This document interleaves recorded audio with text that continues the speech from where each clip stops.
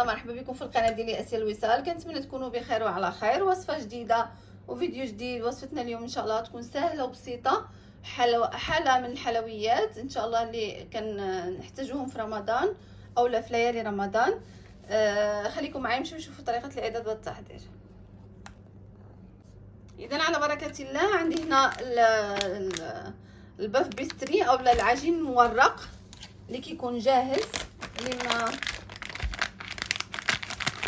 كيصدقلوش او ما عندوش الوقت يعملوه، كيكون جاهز كما كتشوفوا. كنجيبوه كنستعملوه دايركت.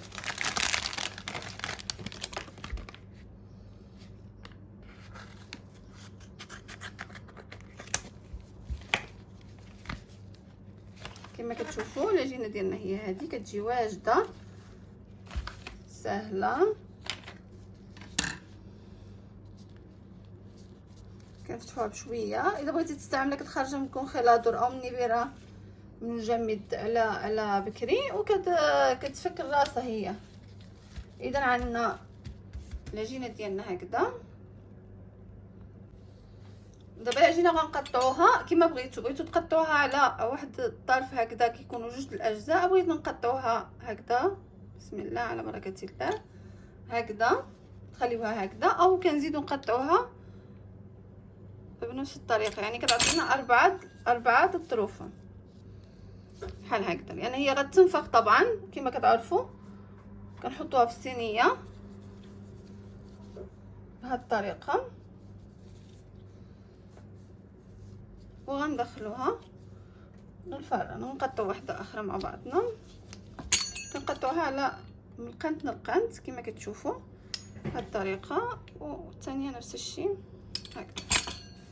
يعني كتجي مثلثه هكذا لان هي غتنفخ كما قلنا. هذه العجينه مورقه ضروري ما كتنفخ.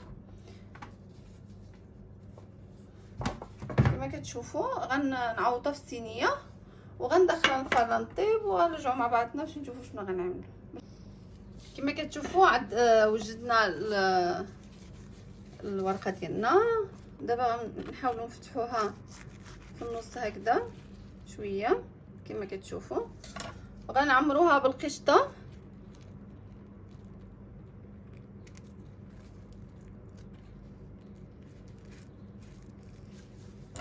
كما كتشوفوا بالقشطه الطريه، وغنغمسوها في البيستاج بهذه الطريقه. بيستاج او لا اي حاجه بغيتو تعمروها. يمكن لكم تعمروها بالحلو او لا بالمالح كما كتشوفوا.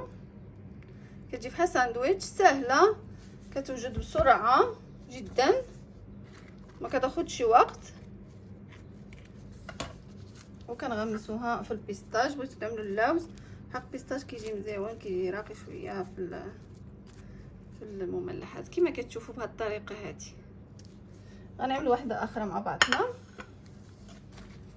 بغيتو تعملوهم كبارين، بغيتو تعملوهم صغيورين كيجيو حلوين، كبارين حتى هما كيجيو حلوين مزيونين.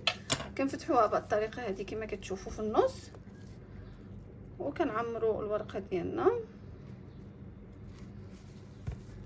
بهذا الشكل هذا، وكنغمسوها في البيستاج او الفستق. كتجي بهذا الشكل هذا، وكنمشيو نغمسوها في البيستاج.